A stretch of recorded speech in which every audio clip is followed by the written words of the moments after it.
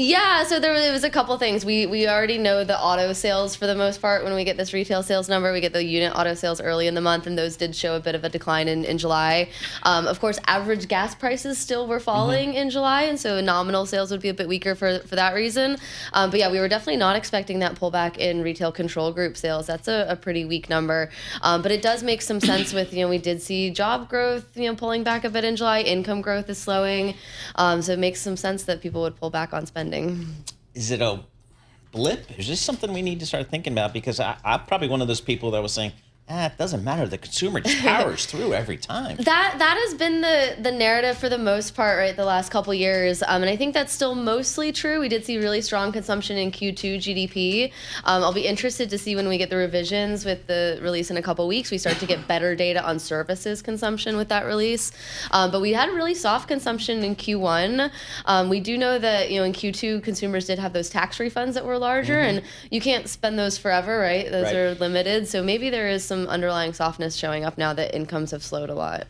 I mean, it just, you wonder what could push this consumer really to kind of roll over a little bit. I mean, yeah, for that I think you would need to see bigger job losses, which we don't see the evidence of that yet, right? Initial jobless claims, those are still very low. Layoff rates are still very low in the JOLTS data. So I don't think we're seeing that yet.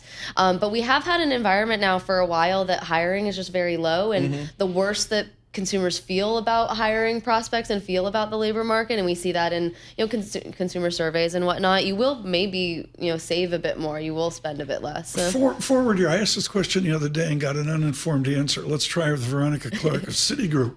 There's a separation of goods and services in our study of the American economy. Are we beyond now core services as a measurement? Is there a new regime or study of goods versus services? Yeah, I mean, we look at it across, the range of measures. Of course, retail sales is going to be good spending, right? And we don't have the best insight into services Why consumption isn't retail yet. sales my vet bill?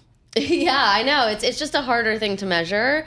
We survey stores that have brick and mortar, and those are the ones that can give us the goods. So there are restaurant sales in that. That's the one services component in retail sales, but for the most part, it's goods. Yeah, and we don't have insight into services I wake up every day. I learn something every day. I didn't know. It's just unbelievable. It's restaurants and then all goods. Restaurants and all goods.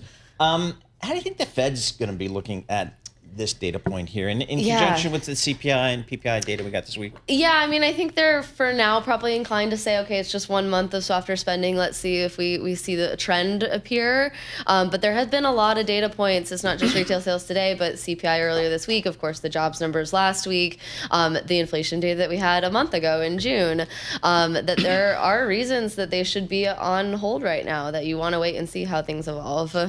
So what's your Fed rate hiking, cutting outlook for Citi? We still think they can be cutting. You think they can be cutting? Yes. I love the Citi call. I think we are slowly chipping away at the narrative that inflation is too sticky. Of course, core PCE is not where they want it to be. That is their target. But it does look like core PCE is the outlier among a bunch of other inflation measures. Core CPI, of course, is much softer. Right. Variations of PCE, all the trimmed mean and the Cleveland Fed median, those are only 10, 20 basis points away from where they were in 2019. So I think we're slowly chipping away at that inflation narrative. And then if you see more jobs reports like we saw in July, I think that's a Fed that would be thinking about cutting again. With all of this reaction function malarkey and, the Jackson Hole speech maybe of passing interest, we're still slaves to ex post.